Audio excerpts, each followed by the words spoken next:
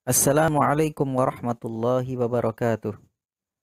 Alhamdulillah wassalatu wassalamu ala Rasulillah amma ba'd. Pada kesempatan kali ini kita akan membahas tentang salat berjamaah.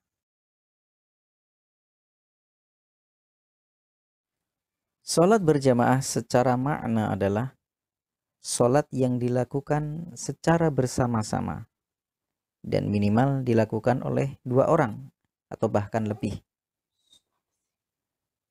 Sementara hukum salat berjamaah adalah wajib bagi laki-laki dilakukan di masjid. Hal ini sebagaimana yang Allah Subhanahu wa taala sebutkan dalam Al-Qur'an, wa aqimus salata wa atuz zakata warka'u ma'ar raki'in. Dan dirikanlah salat dan tunaikanlah zakat. Warka'u ma'ar raki'in. Dan rukuklah bersama orang-orang yang rukuk. Dari kalimat ini menunjukkan bahwasanya salat itu dilakukan secara bersama-sama. Sementara dalam satu hadis yang mendukung tentang hukum ini adalah anna rajulan a'ma, bahwasanya ada seorang yang buta. Beliau berkata, "Ya Rasulullah, laisa liqa'idun yaquduni ilal masjid." Wahai Rasulullah, tidak ada seorang pun yang menuntunku untuk menuju ke masjid. Fahalli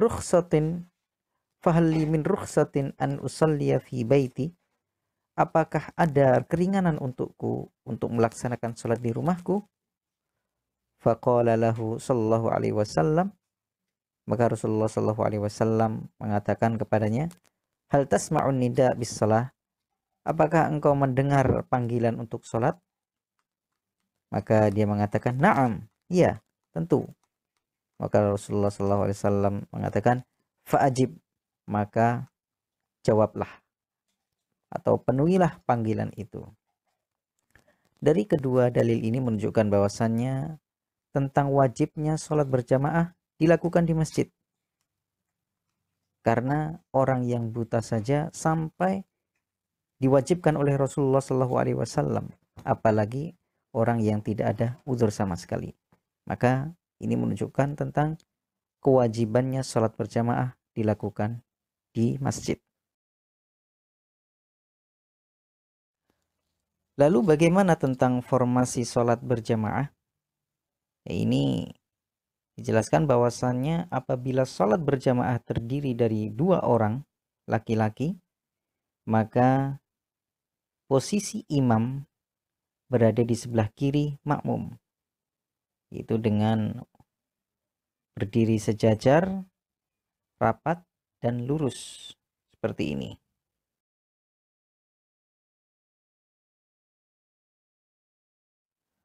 Lalu apabila sholat berjamaah terdiri dari lebih dari dua orang, maka posisi imam berada di depan, kemudian para makmum berada di belakangnya.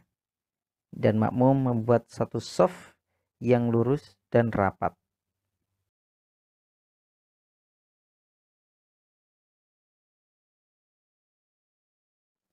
Lalu apabila sholat berjamaah terdiri dari dua orang wanita, artinya imam dan makmumnya ini adalah seorang wanita, maka imam berada di sebelah kiri makmum dengan posisi baris, sejajar, dan lurus. Ini sama seperti ketika berjamaah dua orang laki-laki. Seperti ini. Kemudian apabila sholat berjamaah terdiri dari lebih dari dua orang wanita, maka posisi imam wanita berada di tengah-tengah para makmum. Jadi mereka membuat shaf yang lurus, sejajar, rapat, dan imam berada di tengah-tengah. Seperti ini. Sekarang kita masuk pada materi tentang keutamaan sholat berjamaah. Bahwasanya sholat berjamaah memiliki banyak sekali keutamaan. Di antaranya adalah yang pertama, langkah orang yang menuju masjid akan dicatat oleh Allah Subhanahu wa taala sebagai sedekah. Hal ini sebagaimana yang Rasulullah Shallallahu alaihi wasallam sabdakan, wa bi kulli khutwatin tamshiha ila shalah shadaqah. Dan setiap langkah menuju tempat sholat adalah merupakan sedekah.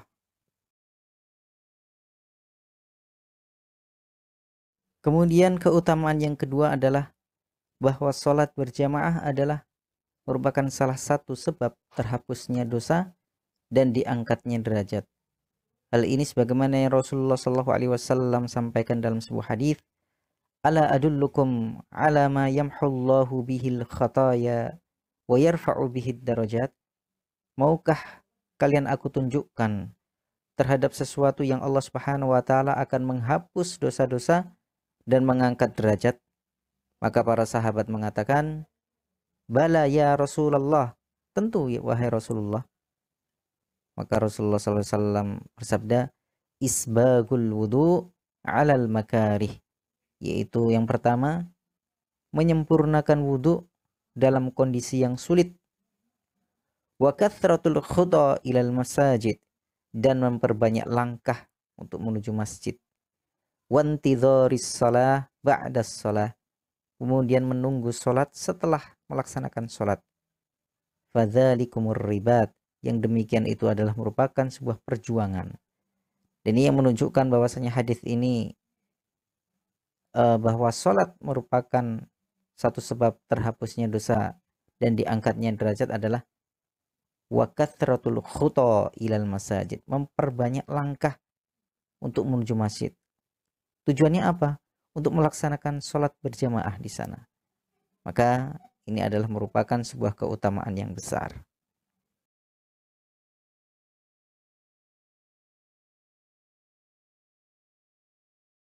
Kemudian yang ketiga adalah seorang yang mau sholat berjamaah akan mendapatkan kabar gembira dengan cahaya yang terang pada hari kiamat.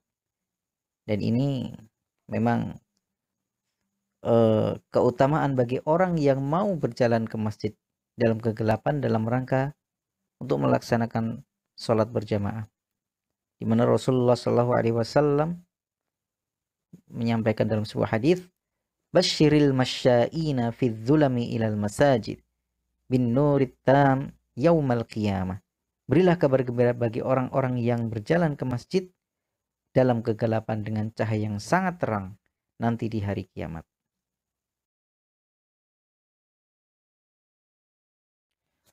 Kemudian yang berikutnya adalah bahwasanya Allah Subhanahu wa taala akan menghidangkan jamuan dari surga bagi orang yang berangkat pagi dan sore menuju masjid. Hal ini sebagaimana Rasulullah sallallahu alaihi wasallam sampaikan dalam sebuah hadis, man ghada ilal masjidi aw raha a'addallahu lahu fil jannati nuzulan kullama ghada aw raha. Barang siapa yang pergi ke masjid di pagi dan sore hari, maka Allah Subhanahu wa taala akan hidangkan jamuan di surga setiap dia berangkat di pagi dan sore hari.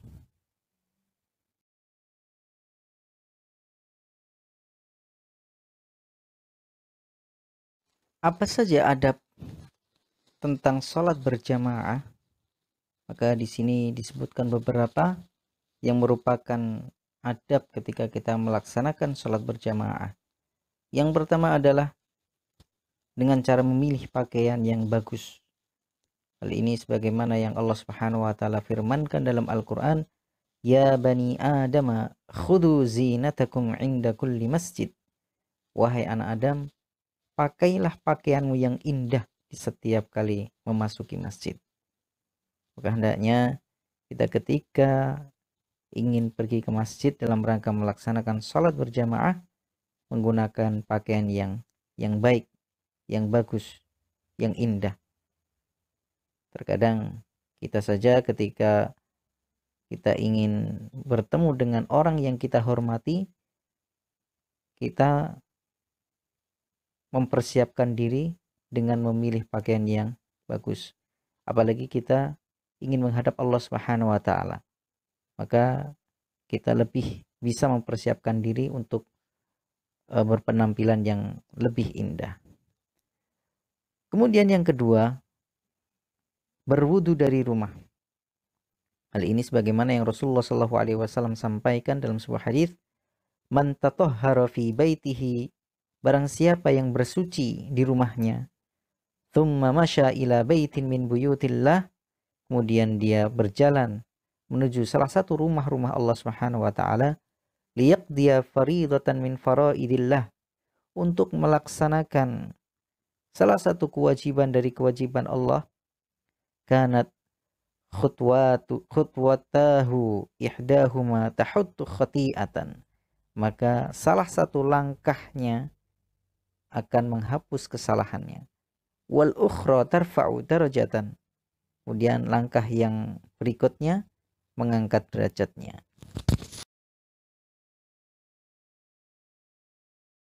Kemudian yang berikutnya yang merupakan adab ketika kita menghadiri untuk sholat berjamaah adalah berdoa ketika masuk dan keluar masjid. Hal ini sebagaimana yang Rasulullah SAW ajarkan dalam sebuah hadis, "Idza dakhala ahadukumul masjida", apabila salah seorang dari kalian masuk ke dalam masjid, falyakul, maka hendaknya dia mengucapkan, "Allahumma ftahli abwaaba rahmatik", ya Allah, bukalah untukku pintu-pintu rahmatmu. Wa idza kharaja falyakul, dan apabila dia keluar dari masjid, maka hendaknya mengucapkan, Allahumma inni as'aluka min fadlik, ya Allah, aku mohon kepadamu keutamaan-keutamaanmu. Kemudian adab yang berikutnya adalah tidak lewat di depan orang yang sedang melaksanakan sholat. Hal ini sebagaimana yang Rasulullah SAW sampaikan dalam sebuah hadis, "Lau ya'lamul maru baina yadayyal musalli", andaikan orang yang berjalan di hadapan orang yang sedang sholat, dia tahu madza alaihi, dosa apa yang dia tanggung, lakana ayyakifa arba'ina khairan lahu, maka dia pasti akan lebih memilih untuk berhenti selama 40 tahun, itu lebih baik bagi dirinya, min ayyamurra baina yadayh, daripada dia harus lewat di hadapan orang yang sedang melaksanakan sholat.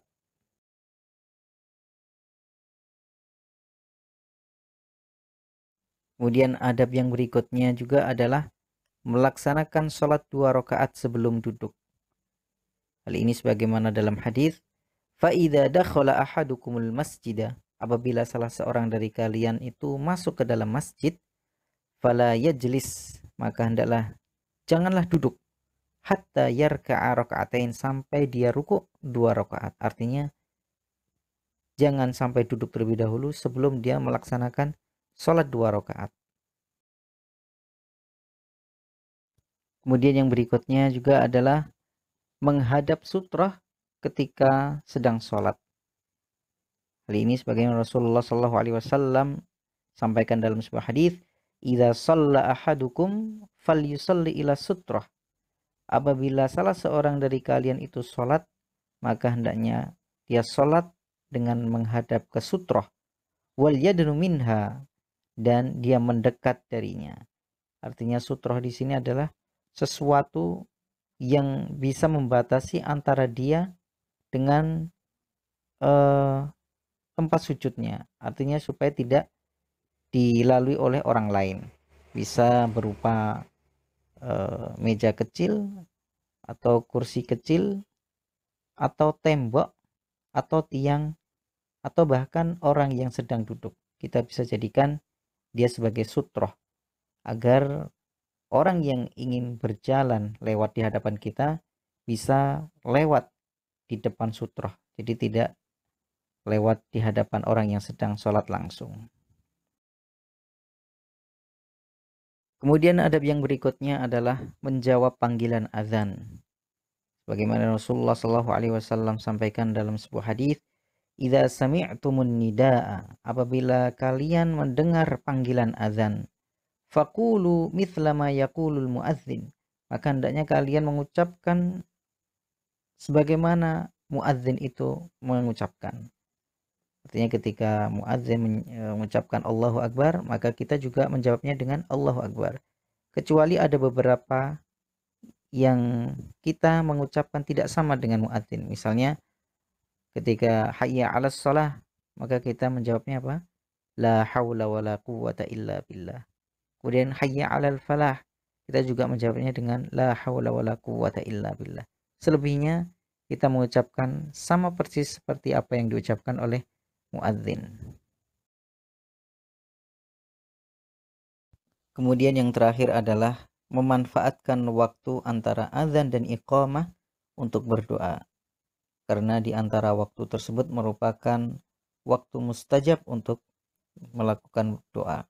Sebagaimana Rasulullah Shallallahu Alaihi Wasallam sampaikan dalam sebuah hadis, ad-du'a'u la yuraddu bainal adzan wal iqamah.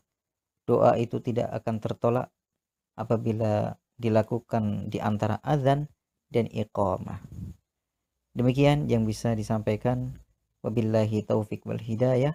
Assalamualaikum warahmatullahi wabarakatuh.